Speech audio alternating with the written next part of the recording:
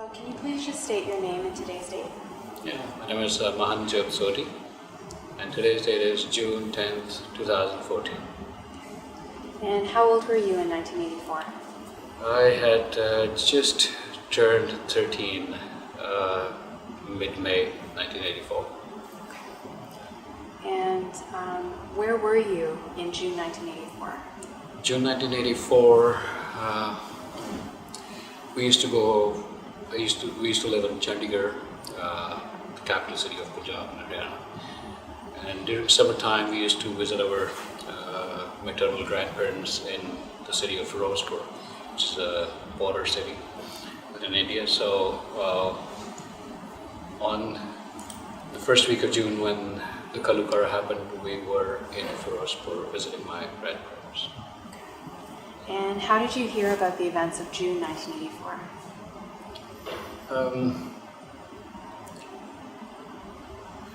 In May, towards the end of May, when our school was off for summer vacation, we sat on the bus from Chandigarh to Firozpur, and on the way,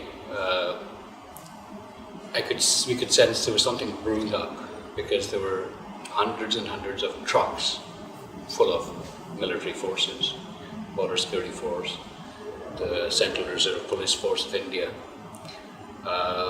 To my little mind, it was all it occurred is maybe there's going to be a war with Pakistan. Little realizing that this was going to be a war in our riddles. Once we reached Firozpur,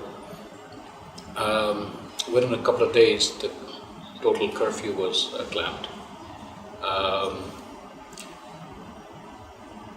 The source of information was mainly through phone calls with families and friends across India and other parts of the world, where there was apparently more information available than India, because all we were being fed was with the government-owned Delhi Doordarshan. That was the only source. So we did hear, but the extent of it, of the whole so-called operation, we were hearing from just family and friends. Do you remember when you first heard about what happened in Darbarsa? I'd say it was probably either the 3rd or the 4th of June. Since we were so young, I think, in retrospect, that a lot of information was being withheld, even by family members. They didn't want to disturb us mentally, more than anything else. But on its insistence and this,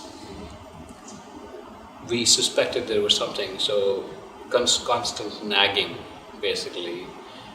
They slowly but surely started trickling information to us.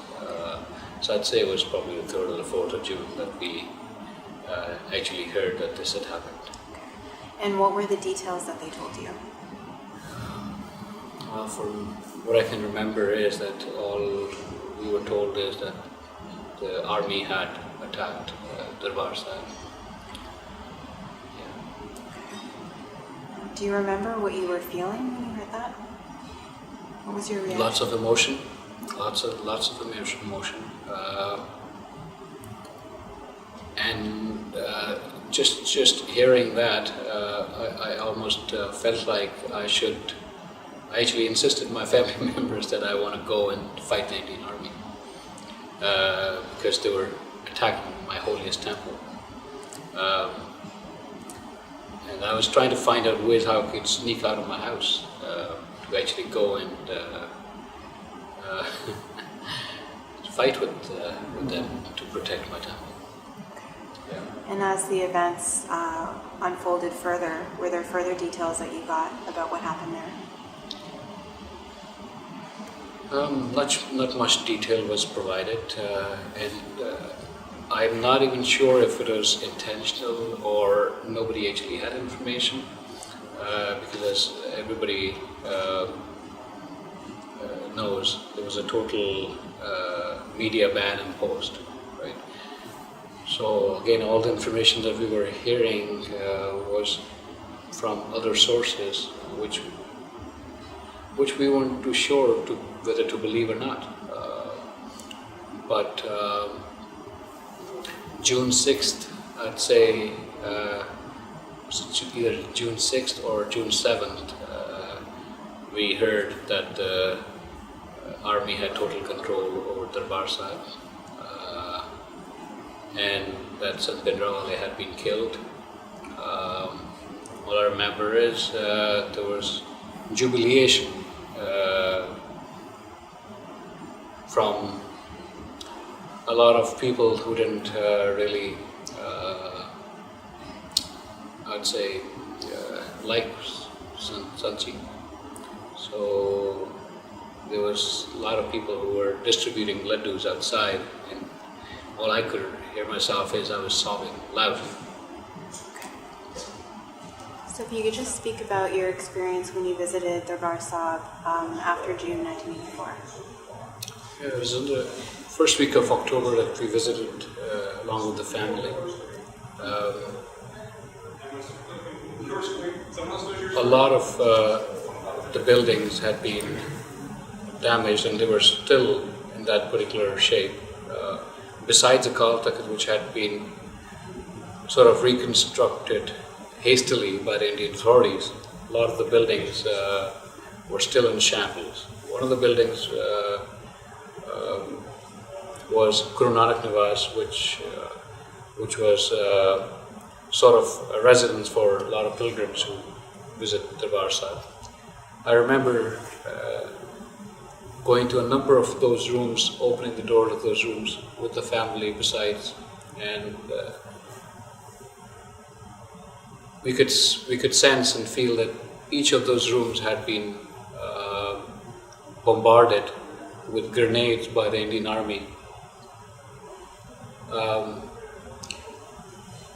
Majority of these rooms had dark walls, black walls because of the fire, twisted metal, twisted ceiling fans, electrical outlets. And one of the rooms, if I remember, there were writings on walls, which first I could not make out, but once I really started scrutinizing it, I could see that it was handwritten in Punjabi by somebody's own blood. And if I remember correctly, somebody had actually written in Punjabi, and they had written once the whole thing. It was pretty hard to read, very illegible, but once I started making sense out of it, and the family members also tried to make sense out of it, and it turned out that somebody had written, apparently maybe just a few moments before dying, Indra di maut Sikhan di Diwali.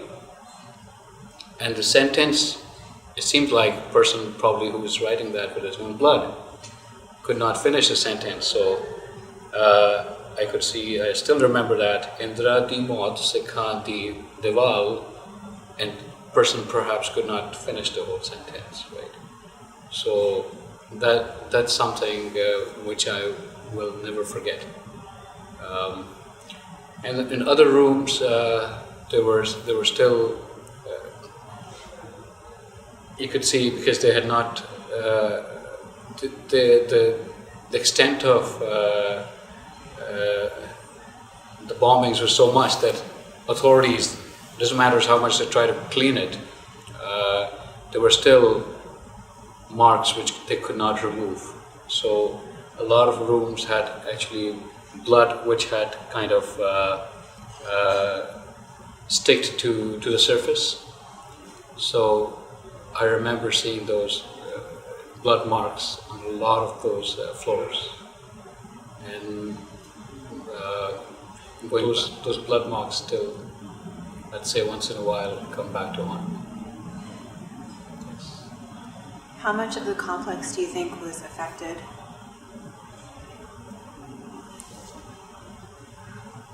Well, besides Harmandir Sahib itself and Akal Takht, which had been blown off by the tanks, majority of the buildings from outside they looked okay. But once you went into each and every room, you could see the havoc which had been created by the Indian Army. And if I remember, there used to be two pillars. One of them, they're called a burj. One of the burges, if I remember correctly, I'd seen blown off as well, because a lot of the Sikh militants were taking positions there. So they were, one of the burges I remember had been half blown off. And were all or most of the rooms in Nanak Niwas affected? Sorry? Were all or most of the rooms in Nanak Niwas affected? All of the ones that I saw myself were definitely affected, and I won't be surprised that each and every room in that complex seemed like had been the grenades had been thrown in each one of them. I would not be surprised, but definitely the ones that I saw, and we remember seeing at least half a dozen to a dozen. I don't exactly remember, but each of them had its marks. Have you ever spoken to anyone about either your thoughts or your experiences in 1984? Mostly to families and friends. Yeah. And this particular year has been, for some awkward reason, more emotional than any other year. So where were you in November 1984? In November, we were in Chandigarh.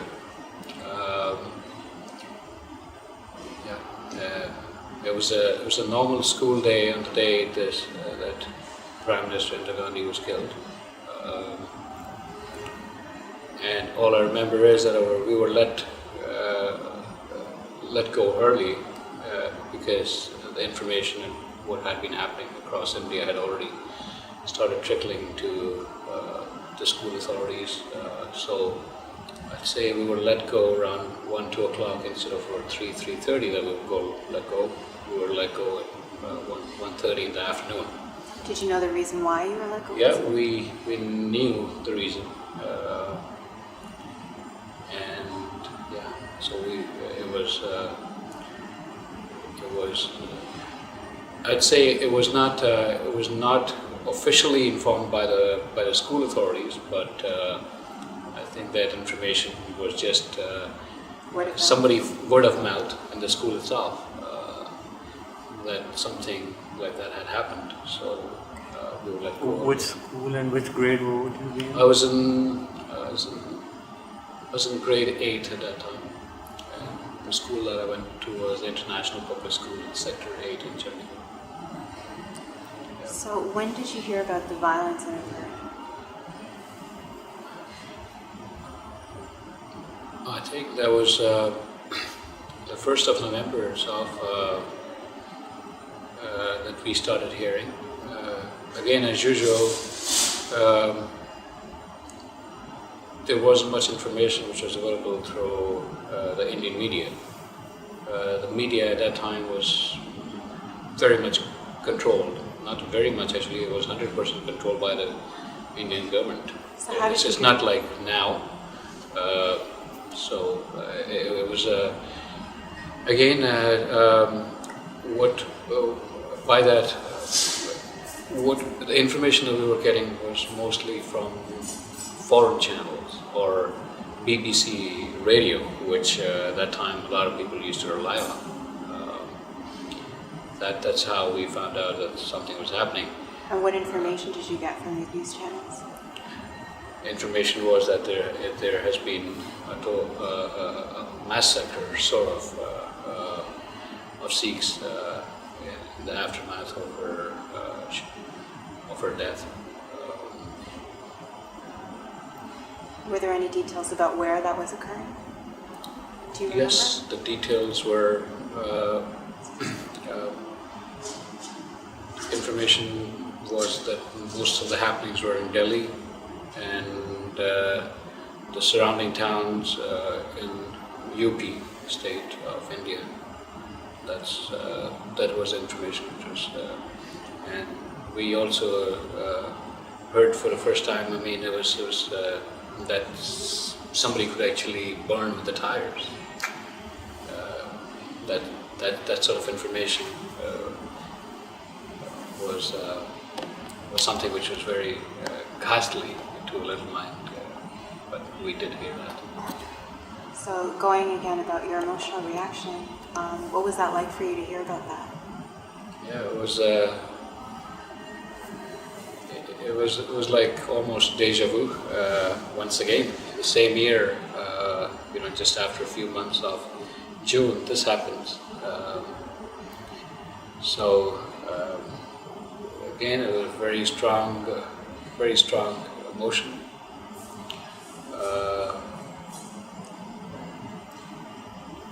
Did anything happen around in Chandigarh or where you were at that time? No, we were fortunate in that sense because in '84, Punjab and Chandigarh were spared of any such happenings, mostly due to the fact that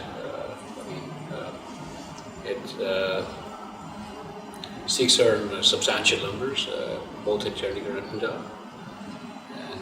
So we were spared of any happenings. Did you have any friends or family members in other parts that experienced any violence? Yes. A lot of my father's side cousins who were living in a city called Kanpur, which isn't too far away from Delhi, they got uprooted, their businesses, their homes.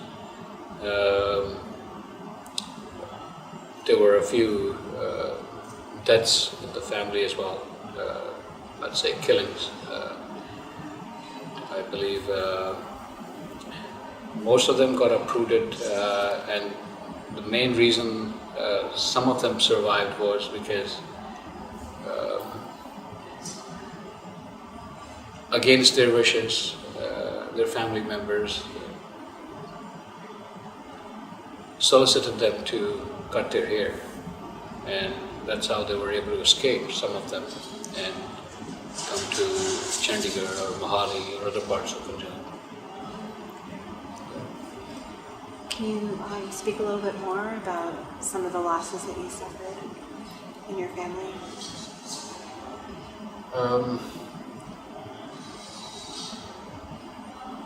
The losses, as far as actual deaths were from distant family members. I'd say it was more like cousins from my dad's side. I think one or two of them, they got burnt alive, basically, with tires in the city of Kanpur. And did 1984 bring any changes to your outlook or how you looked at things? Yes, I mean, it first and foremost, it was, I felt a second-class citizen in my own country of birth.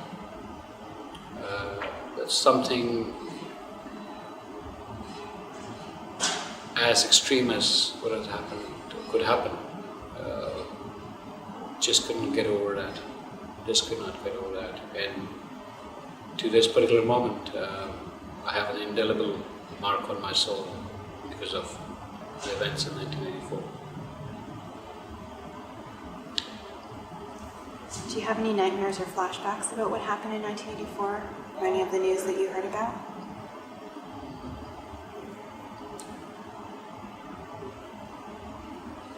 Nightmares, yes. Nightmares, mostly about Darbar Sahib being bombed, Akal Takht being bombed, reduced to pretty much ashes, substantial portion of it anyways. that's about it. And in your opinion, why did all of this happen in 1984? My personal belief is it was politically motivated. It was a political vendetta and a vengeance that Mrs. Gandhi took on the Sikhs for what had happened to her own regime in 1977 when Sikhs had opposed her imposing emergency in all of India. And the political vendetta of just one single individual, marginalized community, which had a pivotal role in India's liberation from both the Mughals and the Britishers. And I think that was the main reason. Okay. Thank you very much.